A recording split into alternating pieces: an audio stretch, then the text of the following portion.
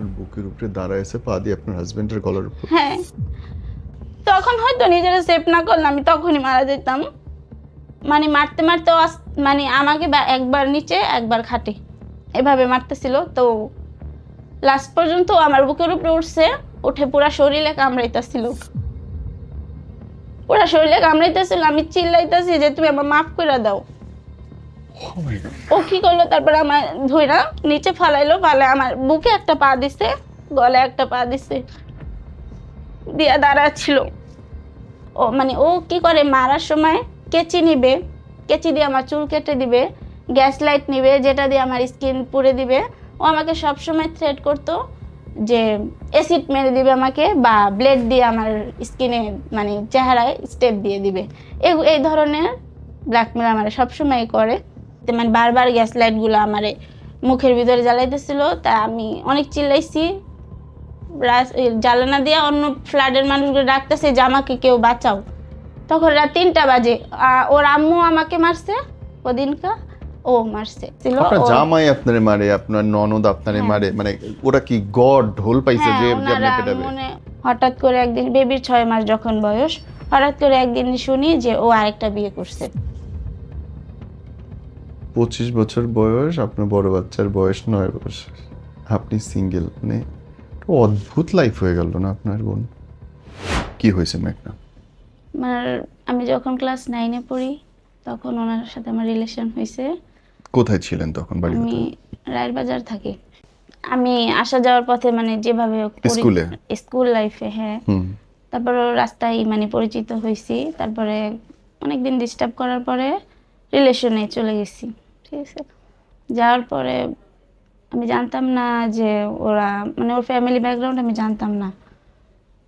অন্যরকম, মানে স্বাভাবিক মানুষের মতো না, মানে একটু উশৃঙ্খল টাইপের মানুষ। আমাকে বলতো যে এই রিলেশনে যাও না, তুমি ভালো থাকবা না। তারপরও মানে ভালোবাসা, তখন মানে ছোট ছিলাম, মনে হয়েছে যে না। তারপর যাই হোক, আমাদের ফ্যামিলি রাজি ছিল না, আমার আম্মু। তারপর আমরা একাই বিয়ে করছি। ওর ফ্যামিলি রাজি প্রথমে ছিল, তারপরে আর ছিল না। তারপরে আমরা বাসা নিয়েছি একাই। বাসা নেওয়ার পরে আমার আর পড়াশোনা হয় নাই। এসএসসি কমপ্লিট করছি, এরপর আর পড়াশোনা হয়নি। তারপরে আমরা একাই, ওর কোনো চাকরি ছিল না, মানে আমিও একটা গার্মেন্টসে চাকরি নিয়েছিলাম। ওইখানে যাওয়ার 3 মাস পরে আমি প্রেগনেন্ট হয়েছি। ওই বিয়ের 3 মাস পর পরে? না না, বিয়ের এরকম মাইনা নেওয়া নিয়ে হইলো 2 বছর চলে গেছে। এরপরে আমি বাসা নেওয়ার পরে, চাকরি নেওয়ার পরে 2-3 মাস পরেই আমি প্রেগনেন্ট। আর যেদিন শুনছি ওই দিনই ওর একটা চাকরি হয়েছে, ভালোই ছিল, মানে কিছু 2-4 বছর অনেক ভালো গেছে আমাদের। ওর ফ্যামিলি রাজি ছিল না। আয়শা ওর মা বোন অনেক অত্যাচার করতো, আমাকে গায়ে হাত দিত। ও কিছু বলতো না, মানে সাপোর্ট নিত না কখনোই আমার। ও কিছু বলতো না, কিন্তু বলতো যে আমার মা বোন, আমি কি বলবো, ঠিক আছে, এটা বলে আমাকে থামায় রাখতো। আমি আর কিছু বলতাম না। আর আমার বাবা মা হচ্ছে একদম, মানে ওরা যেই ধরনের, আর আমার বাবা মা দুইজন দুই পৃথিবী। মানে ওরা দুনিয়ার সবার সাথে মানে যেভাবে পারুক কথা বলে আসতে পারবে, কিন্তু আমার বাবা মা 5 জনের সাথে কথা বলার মতো মানে ওরকম ধরনের না। যার কারণে আমি সব দিন শেষে আমি একাই ছিলাম, মানে আমার যুদ্ধে। পরে তো বড় যে মেয়ে যে হইলো, ওর 3 বছর পরে শুরু করছে যে আরেকটা বেবি নিবে। তো আমি তো এমনিতেই ছোট, তা আমি আরেকটা বেবি নিতে চাই নাই। বলছি যে না, ও বড় হোক। আর আমার আম্মু যখন প্রথম বেবিটা কনসেপ্ট করছে, আমার আম্মু অনেক রাগ করছে, যেহেতু ওর ফ্যামিলি ভালো না, ওর কাছে আমার রাখতে চাইতেছিল না। তা আমি আর এর জন্য আমার আম্মু বলছে যে না, আরেকটা বাচ্চা বড় হোক পরে নিবা। ও কেমন, তুমি তোর কাছে থাকতে চাও না? ডিভোর্সের বিষয়টা শুরু থেকেই আসতো। ও অনেক মারধর করতো আমাকে, অনেক মানে অনেক অত্যাচার, যেটা মানে হাতে মানে দেখলে বুঝবে, না হলে বোঝা যাবে না। যাই হোক, অনেক মারতো আমাকে। কেন মারতো মানে ওর, মানে বললাম না ফার্স্টে যে ও তো ওই ধরনের না। ও রাস্তার বখাটে ছেলেদের সাথে চলাফেরা করতো, মানে আমার প্রতি যে ওর কখনো মায়া ছিল ওটা আমার মনে হয় না। কিন্তু আপনি তো বলতেছেন প্রেমের বিয়ে। হ্যাঁ, প্রেমের বিয়ে আপনি ছিল, ভালোবাসছেন, আমিও ভালোবাসছি। আর আমার কাছে মনে তো ও আমাকে ভালোবাসে, হয়তো বা একটু রাগ, হ্যাঁ। কিন্তু সেটা রাগ ছিল না, সেটা কোনো মায়ার ভিতরেই ছিল না, আমি বুঝি নাই। হ্যাঁ পরে আরেকটা বেবি আমি নিতে চাই না, তা নিয়ে অনেক আমি রোজার মাস ছিল, রোজা রাখছিলাম। ও রাত্রে বাসায় থাকতো না, এই ইস্যুটা নিয়ে সবসময় আমাদের ভিতরে ঝামেলা হইতো যে রাত্রে কেন বাসায় থাকো না। রাত্রেও বাসায় থাকতো না, কিন্তু আমাকে ব্লেম করতো যে আমি ইমুতে আমি অন্য মানুষের সাথে কথা বলি। তা আমি বলতাম যে যদি আমি কথাই বলি, তোমার যদি এত সন্দেহ হয় তাহলে তুমি বাসায় থাকো। তুমি বাসায় থাকো না, তুমি বাইরে থেকে তুমি আমারে সন্দেহ কেন বাইরে করো? কই থাকতো? বাইরে রাস্তায় ছেলেদের সাথে কি করতো না করতো আমি জানি না। ঘরে বউ বাচ্চা রেখে বাইরে হ্যাঁ, থাকতেছে বাইরে বাইরে আড্ডা মারতো। এবং আপনি সেটা মেনেও নিচ্ছেন? আমি মেনে নিচ্ছি, আমি বারবার বিচার দিচ্ছি আমার বাবা মার কাছে। ওনাদের একটাই কথা, তুমি কেন গেছো? তোমার নিজের চয়েস ছিল, আমরা তো তোমার নিষেধ করছি। তখন আর কিছু বলার থাকে না। যাই হোক, ও মারধর করলে, এগুলা নিয়ে মারধর করলে বাবার বাসায় যাইতাম, ওইখানে 2-4 দিন থাকলে আবার নিয়ে আসতো, মানে এরকম করেই দিনগুলো চলে গেছে।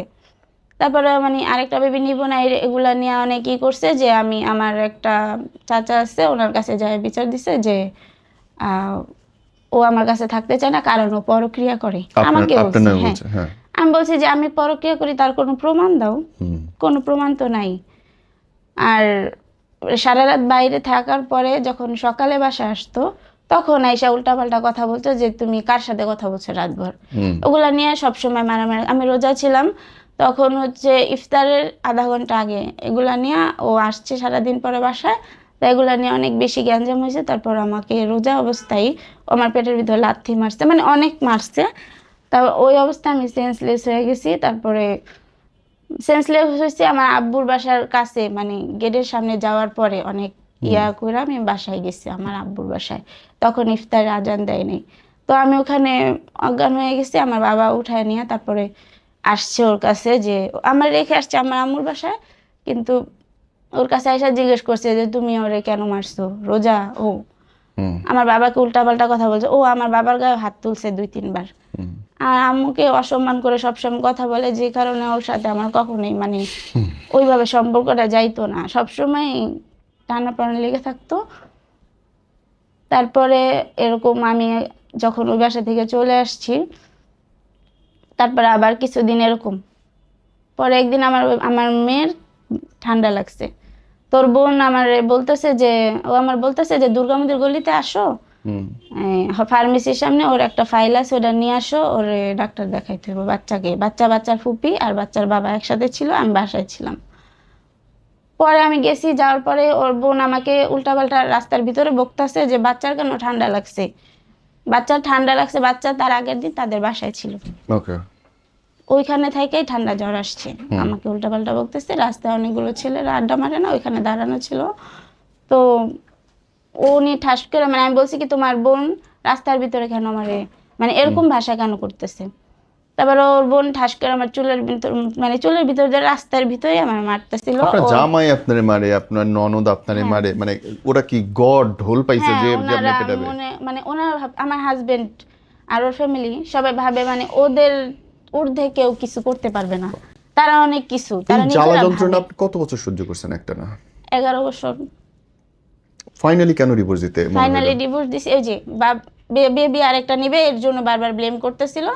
তো আমার মানে গার্জিয়ানের কাছে যায়, মানে আমার এক চাচা আছে, ওনার কাছে গেছে বিচার নিয়ে যে আপনার ভাস্তি পরক্রিয়া করে, ও কেন বাচ্চা নিবে না, এর কারণে বাচ্চা নিবে না কারণ ও পরক্রিয়া করে।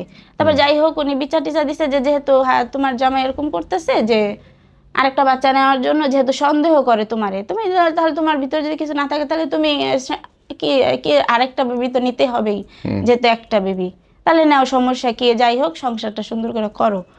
তারপর যাই হোক আমার বলছে যে তুমি কোনো টাচ ফোন চালাবা না। ঠিক আছে, আমি চালাই নাই। আমার ইস্যু ছিল যে তুমি রাত্রেও কেন বাইরে থাকো, তা এগুলা নিয়ে। তারপর কিছুদিন পর আমি আরেকটা বেবি কনসেপ্ট করলাম। এই বেবিটা হইলো, ভালোই ছিল কিছুদিন। বেবিটা হওয়ার 6 মাস পরে হঠাৎ করে একদিন, বেবির 6 মাস যখন বয়স, হঠাৎ করে একদিন শুনি যে ও আরেকটা বিয়ে করছে।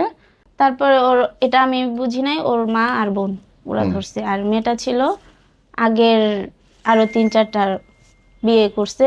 আগের একটা ছেলে আছে, ওই মেয়ের অনেক বড় ছেলে, তো ওই মেয়ের বিয়ে করছে। আমি এটা বিশ্বাস করি না। তারপরে সবাই সব প্রমাণ দেখাইলো যে হ্যাঁ ওর বিয়ে করছে। ও স্বীকার করে নাই, ও বলছে যে ওই মেয়ে ওরে ব্ল্যাকমেল করছে। ব্ল্যাকমেল কিসের জন্য করছে তোমারে বলো, তুমি কি করতে গেছো যে ব্ল্যাকমেল করছে? আর যাই হোক আমারে শেয়ার করতা, ব্ল্যাকমেল করছে মানে বিয়ে ইস্যুতে চলে গেছে। তারপরে ও যাই হোক সবকিছু মানে আমারে উল্টাপাল্টা বুঝায়া বুঝ দিয়ে রাখছে যে না এটা মিথ্যা, গুজব ছড়াইছে।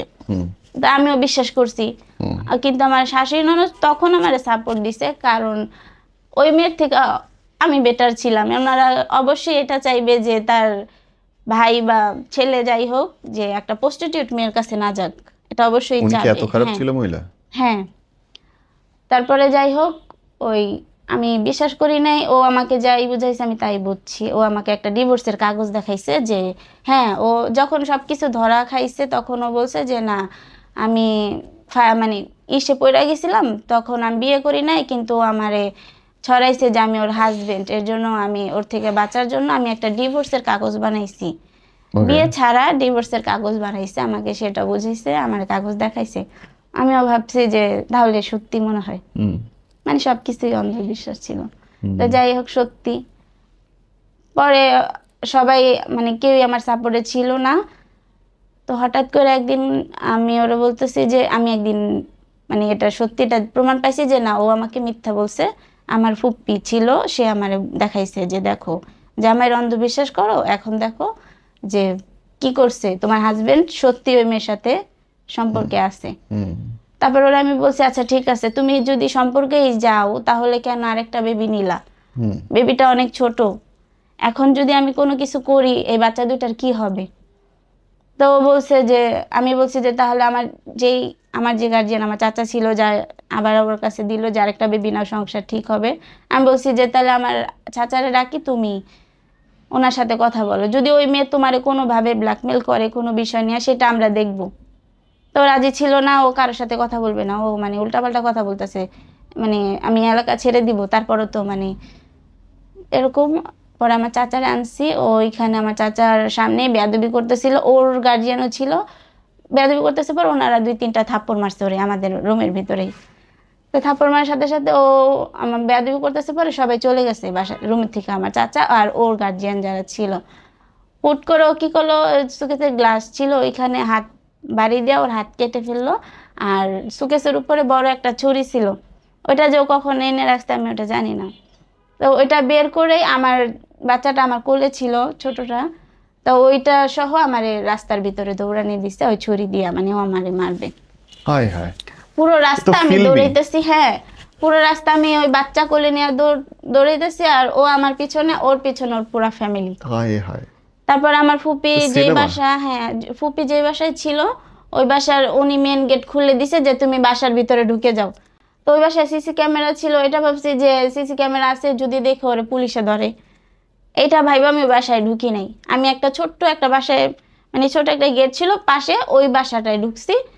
ঢোকার পরে ওর মা যেভাবে করে নিয়ে আসছে, সবাই আমার বলছে তুমি এইভাবে সেফ না, তুমি মোহাম্মদপুর থানায় যাও বাচ্চা নিয়ে, কিছু একটা করো না হলেও তোমার যে কোনো সময় কোনো একটা ক্ষতি করতে পারে। যেহেতু রাস্তায় ওপেনলি সবার সামনে ও চুরি নিয়ে নিজের ওয়াইফ বাচ্চা সহ, বাচ্চাটা ছোট 8 মাসের 7-8 মাসের, তুমি ও যাইতে পারে তাহলে রুমের ভিতরে তোমার কি করবে?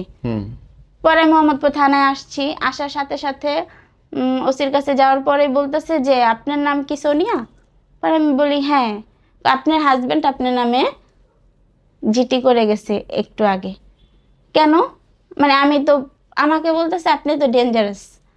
কেন? আমি কি মানে আমাকে বলেন কি হয়েছে? পরে আপনি নাকি আপনার হাজবেন্ডকে রুমের ভিতরে তার ফ্যামিলি নিয়ে, আপনার ফ্যামিলি নিয়ে মানে মারধর করছেন, ভাঙচুর করছেন, মানে দাবরানি খাইলেন আপনি?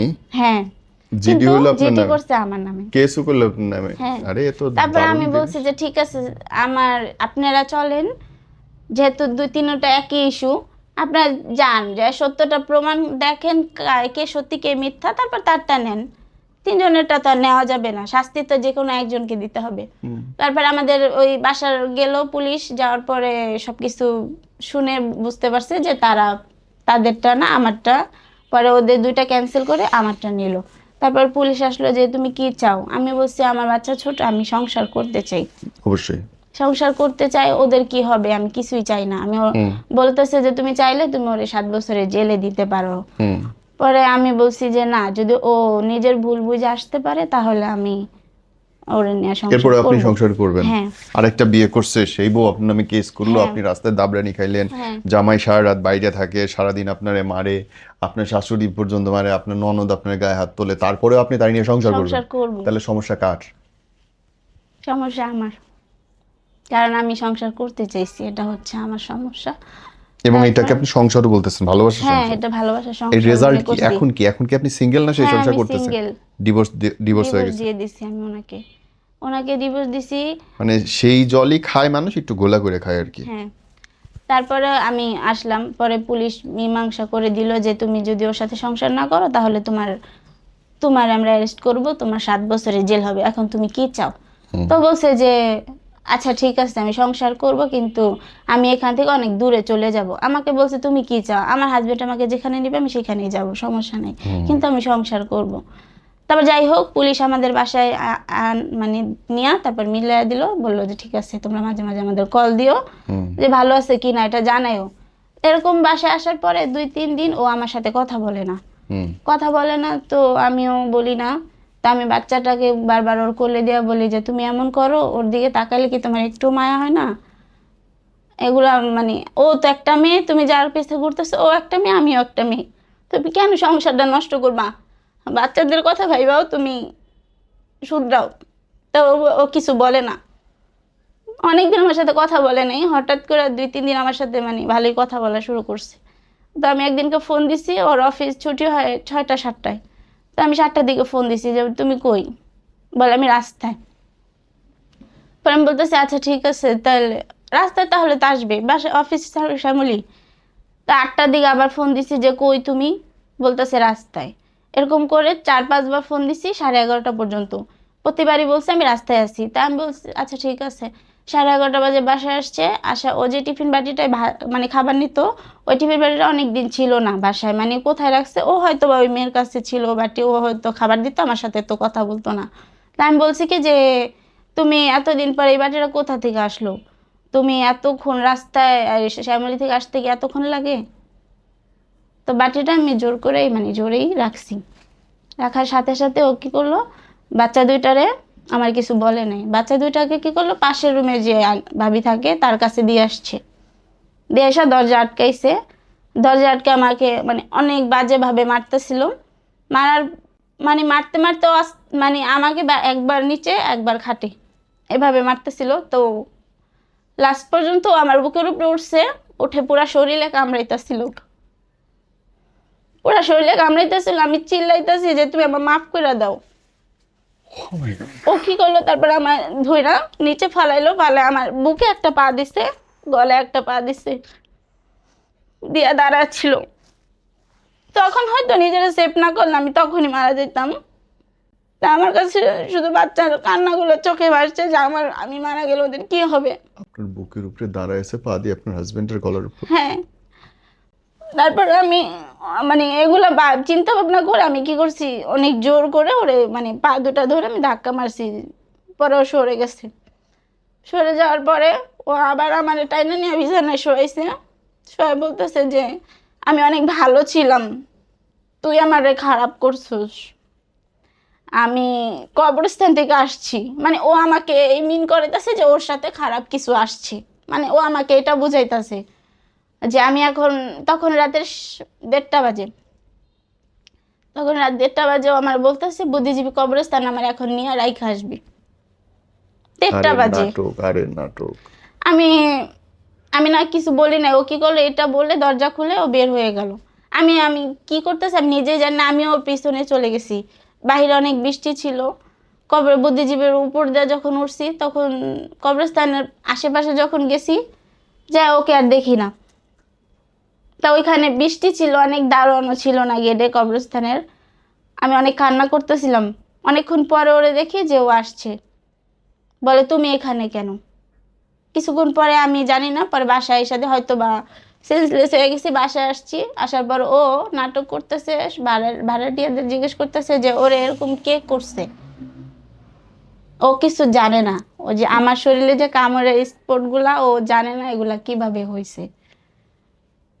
তারপরে আমি ঘুমায় গেলাম, ওর মতো চলে গেল কোথায় জানি না। সকালবেলা তো আমি আমার বোন আসছে, এসে আমার দেখা তো ভয় পেয়ে গেছে, পুরো শরীর আমার ফুলে একদম কালো হয়ে গেছে।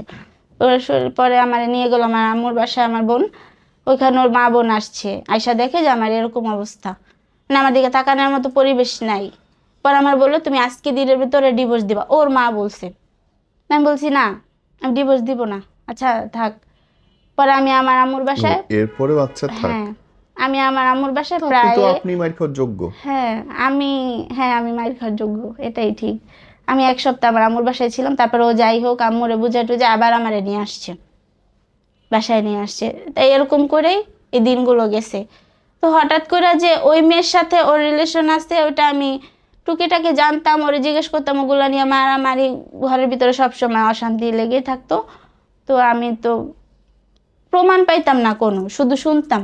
প্রমাণ আমি কি কখনোই পাইছেন? মানে কখনোই আমি দেখি নাই ওরা দুইজন একসাথে দাঁড়ানো কোথাও, মানে এরকম ওদের আমি এই পরিবেশে কখনোই আমার নিজের চোখে দেখি নাই, শুধু সবকিছুই আমি মানুষের কাছেই শুনছি।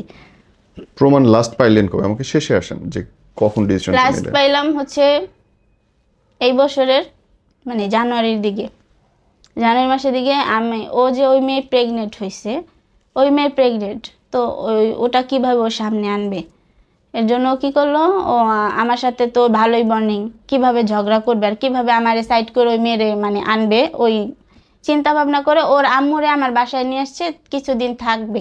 ওর আম্মুর সাথে আমার খারাপ সম্পর্ক না, মানে ওনারা যাই করুক, মানে আমি ওর সংসার করব না এরকম না, মানে এরকম ওর আম্মুর সাথে আমার ছিল না। লাস্টের দিক দিয়ে ওর আম্মু আমার অনেক সাপোর্ট করছে ওই মেয়ের কাহিনীর পরে। তারপরে কি করলো, ওর আম্মুরে দিয়া আমাদের বাসায় আনলো। কি করলো, ওর আম্মু যখন আমাদের বাসায় আসলো বেড়াইতে, ও আমার সাথে কথা বলা বন্ধ করে দিছে টোটাল। মানে ওর আম্মু আমার সাথে থাকে ভালো কথা, আমি বলছি তোমার আম্মু, তুমি একটা ছেলে থাকতেই পারে আমাদের সাথে, তো আমার সাথে একদম কথা বলা বন্ধ করে দিছে। আমার সংসারের বিষয়ে কোনো কথাই আমার সাথে শেয়ার করে না, ওর মতো করে অফিসে যায়, আবার ওর মতো হয়ে আসে। তা আমি বলছি কি, আমি একদিন রাগ হয়ে বলছি, ও আম্মুরে বলে যে চলো বাইরে ঘুরতে যাই, মানে আমি বসে আছি, আমি সারাদিন অফিস করে যাই, ও বলতেছে ওর আম্মুরে চলো বাইরে থেকে ঘুরে আসি, একটা মানে কোনো কিছু সংসার দরকার, ওর আম্মুরে দেয়। তাই এগুলো নিয়ে আমি একটু রাগ করতাম যে তোমার আম্মু, আমি তো ঘরের কেউই না, মনে হইতেছে মনে হয় আমি মেহমান। তো এগুলো নিয়ে অনেক কি কইছে। আমি পরে একদিন কি করলো, আম্মুরে নিয়ে ঝগড়া রোজার মাসে, এটাও রোজার মাস ছিল। তারপর ও বলতেছে যে তুই তোর বাবার বাসায় চলে যা। আমি কেন যাব, তোমার আম্মু বেড়াইতে আসছে, হাই বেড়াইছে এখন চলে যাক, যেহেতু আমাদের ভিতরে সম্পর্কটা অন্যরকম হয়ে গেছে। ও আমার সাথে মানে এক বিছানায় থাকতো না, ও আরেক জায়গায় থাকতো, ওর আম্মুর আমার পাশে শোয়াইতো, এরকম করতো। তাই ওর সাথে আমি কথাই বলার সুযোগ পাইতাম না এরকম। তাই এগুলা তো আমি একটু রাগ করতাম। তা বলতো যে আমার আম্মুই থাকবে, তুমি চলে যাবা। তাই এগুলো নিয়ে অনেক অনেক ঝগড়া হয়েছে। তাই ওই দিনকার যেদিন আমি বাসা থেকে লাস্ট বের হয়েছি, ওই দিনও আমারে অনেক মারছে, যে ওর আম্মুর ইস্যু নিয়ে অনেক মারছে। ও মানে ও কি করে, মারার সময় কেচি নিবে, কেচি দিয়ে আমার চুল কেটে দিবে, গ্যাস লাইট নিবে যেটা দিয়ে আমার স্কিন পুড়ে দিবে। ও আমাকে সব সময় থ্রেট করতো যে অ্যাসিড মেরে দিবে আমাকে, বা ব্লেড দিয়ে আমার স্কিনে মানে চেহারায় স্টেপ দিয়ে দিবে। এই ধরনের ব্ল্যাকমেল আমার সবসময় করে। তো আমারে গ্যাস লাইট দিয়ে মুখ পুরা দিতে, মানে বারবার গ্যাস লাইট গুলো আমারে মুখের ভিতরে জ্বালাইতেছিল। তা আমি অনেক চিল্লাইছি, জ্বালানা দিয়ে অন্য ফ্ল্যাটের মানুষগুলো ডাকতেছে যে আমাকে কেউ বাঁচাও। তখন রাত 3টা বাজে, ওর আম্মু আমাকে মারছে ওদিনকা, ও মারছে। তারপর যাই হোক সকালবেলা আমি কোরআন শরীফ নিয়ে বসছি, ওদের এইসব সহ্য করতে না পারে আমি নিজেকে মানে আমি বাঁচাতে পারতেছি না। তারপরে কি করলাম, এখান থেকে সরে আমি যাই কোরআন শরীফ নিয়ে বসছি, তার কিছুক্ষণ পরে ওরা ওদের মতো ঘুমায় গেছে। সকালবেলা হয়েছে, আমি বাসায় চলে আসছি। বাসায় যাওয়ার 1 সপ্তাহ পরে দেখি ওই মেয়ে টিকটক সার্চে মানে আলট্রাসাউন্ডের রিপোর্ট, প্রেগনেন্ট ও। আমি বলতেছি যে ওর তো বিয়ে হয় না, ওর সাথে ওর ডিভোর্স হয়ে গেছে, ও প্রেগনেন্ট কিভাবে হইলো। আর ডেটটা জুম করে দেখি যে ওই মেয়ের 4 মাসের প্রেগনেন্ট। তা আমি তো 1 সপ্তাহ আগে বাসায় আসছি, তা 4 মাসের প্রেগনেন্ট, এ বাচ্চার বাবা কে তাহলে? তারপর সবকিছু খোঁজ নিয়ে দেখি যে বাচ্চার বাবা ও। এর আপনার কারণে, হাজবেন্ড? হ্যাঁ, এর কারণে আমাকে এভাবে বাসা থেকে মানে কিভাবে সরাবে। পরে আমি আমার বাচ্চা দুইটারে নিয়ে চলে আসছি, ডিভোর্স দেই নাই। ভাবছি যে বললো যে একটা মানে সবাই আমাকে বলতেছে তুমি একটা মামলা করে রাখো, ডিভোর্স না দিতে চাইলেও একটা মামলা করো। তো মামলা করে আসছি আমি কোর্টে যাই। মামলা করার পরে ও বাচ্চা দুইটা 3-4 দিন পরে বাচ্চা দুইটারে নিয়ে গেছে। তারপরে শুনি যে আমার ঘরে সব আমি চাকরি করে আমি আমার সব ফার্নিচার কিনছি, ওই ঘরে আমি বের হয়ে গেছি, ওই মেরে আনছে আইনা, ওই মেরে নিয়ে সুন্দর করে সংসার করতেছে, সাথে আমার 2টা মেয়েও ছিল, মানে আমি সাইড। তারপরে এগুলো পর আমি গেছি, আমার সবাই বলতেছে তোমার সংসার তোমার জিনিস, তুমি এখনো তোমার হাজবেন্ডে ছাড়ো নাই, আরেকজন এসে রাজত্ব করতেছে, তুমি এগুলো দেখতেছো কেন, তুমি কিছু একটা করো। তারপর আমি গেছি, যাওয়ার সাথে সাথে ওই মেয়ে বলতেছে তুমি এখানে কেন আসছো, মানে আমার সংসার আমারই বলতেছে তুমি এখানে কেন আসছো। তা আমি বলছি, পরে ওর বড় বোন, আমার হাজবেন্ডের যে বড় বোন ছিল, ও বলতেছে তুই এখানে কেন, বলতেছে এটা আমার স্বামীর ঘর। বাহ।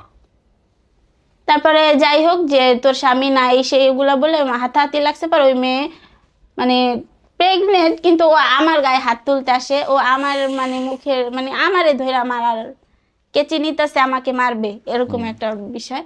তারপরে এগুলা মানে আর সহ্য করতে পারি না, এরপরে ভাবছি যে না, এখান থেকে এবার মুভ অন করি। তা যাই হোক, বাচ্চা আমি ডিভোর্স দেওয়ার পরে আমি সবাই বলতেছে বাচ্চা দিবে না, কেউ আমার 2 বাচ্চা আমাকে দিবে না, ওরা 2জনই ছোট। তা আমি ওদের নিব, এর জন্য করে গেছি। যাওয়ার পর আমাকে বলছে যে তুমি একটা আপোষনামা বানাও, ওইখানে তুমি উল্লেখ করো যে তুমি যদি তুমি বাচ্চা নিতে চাও, বাচ্চা দিবে প্লাস তোমার বাচ্চার খরচ দিবে, বাচ্চার খরচ কত দিবে সেটা তুমি তার ইনকাম বুঝে অ্যামাউন্টটা বসা, যেটা উনি দিতে পারবে। তা আমি বলছি যে ঠিক আছে 10,000 টাকা লেখেন, 2টা বাচ্চা, ওদের পড়াশোনা আছে, সব খরচ মিলে 10,000 টাকা লেখেন। পরে ওইখানে উল্লেখ করা আছে যে বাচ্চার খরচ আর বাচ্চার মাকে দিবে, যদি না দেয় তাহলে সেই ক্ষেত্রে তার নামে নারী শিশু মামলা হবে। তো ওই কাগজ, ডিভোর্সের কাগজ যেদিন সাইন করছে ওই দিন ওই কাগজও সাইন করছে, করে তারপরে ও বাচ্চা দিচ্ছে আমাকে, বাচ্চা দিছে, বাচ্চা নিয়ে বাসা নিছি। বাসা নেওয়ার পরে ও আমাকে বলছে যে আমি 10,000 টাকা দিতে পারবো না, আমি 7,000 টাকা দিব, 7,000 টাকা দিব। আচ্ছা ঠিক আছে, আমার দরকার আমার বাচ্চা, 7,000ই আমার হেল্প, সমস্যা নেই, আমি 7,000ই নিব। 7,000 টাকা 2 মাস দিয়েছে, তারপরে 5,000, তারপরে 4,000, এরকম করে মানে সব কমে আসছে। আর ওই যে মেয়েটা প্রেগনেন্ট হয়েছে, ওর যে বউ আর যাই হোক, তো ও আশা করছিল যে আমার 2টা বাচ্চা, আমাকে আরেকটা বাচ্চা নেওয়ার জন্য, এই ঝামেলার আগে আরেকটা বাচ্চা নেওয়ার জন্য আমারে বারবার করতেছিল। আমি বলছি আমি আর বাচ্চা নিব না, 2টা বাচ্চাই আমার সিজারে হয়েছে। আমি বলছি আমি আর বাচ্চা নিলেও অনেক দেরি আছে, 2জনই ছোট, আমি আরেকটা বাচ্চা নেব, কারণ আমার 2টাই মেয়ে, ওর একটা ছেলের প্রয়োজন ছিল। এখন বয়স কত? এখন আমার 25। 25 বছর বয়স। হ্যাঁ। আপনার বড় বাচ্চার বয়স? ওর 8 বছর শেষ, 9। ছোটটা? 5 বছর। 25 বছর বয়স, আপনার বড় বাচ্চার বয়স 9 বছর, আপনি সিঙ্গেল, মানে একটা অদ্ভুত লাইফ হয়ে গেল না আপনার বোন? আপনার এই অদ্ভুত জীবন থেকে মানুষ যদি শেখে, কি শিখতে পারে বলেন তো? আমি নিজেই কিছু শিখি নাই, কি শিখবো আমি বুঝতেছি না। আমি ওদের নিয়ে যে বাসা নিছি, এখন মানে বারবার টর্চার করতেছে যে ওদের নিয়ে যাবে, ওদের নিয়ে যাবে, বাচ্চাদের বারবার ডাইকা ডাইকা ওর কাছে নিয়ে বলতেছে যে তোমার আম্মুকে বলো আরেকটা বিয়ে করতে, আর যখনই তোমার আম্মু আরেকটা বিয়ে করবে তোমাদের আমরা নিয়ে আসবো। বাচ্চারা তো আমার কাছেই থাকতে চাইতেছে। এখন আমার আমার কি করার আছে আমাকে বলেন। আপনার যদি ধরেন ভালো ব্যাকআপ থাকতো, একটা ভালো পরিবারের ব্যাকআপ থাকতো, বা আপনি যদি আরো শক্ত হইতেন, তাহলে কি আপনার মনে হয় যে এই ডিভোর্সটা হইতো বা আপনার হাজবেন্ড এত বাজে আচরণ করার সাহস পাইতো? আমার প্রবলেম এইখানেই, আমার পরিবার থেকে আমার কোনো সাপোর্ট ছিল না, আমি এবং শুধু আপনিও এই কখনো একা। প্রতিবাদ করেন নাই? না, এটাই আপনি সমস্যা একবার ছিল। মাইর খেয়ে পরের বার পিটে দিচ্ছেন আরেক গাল যে মারো।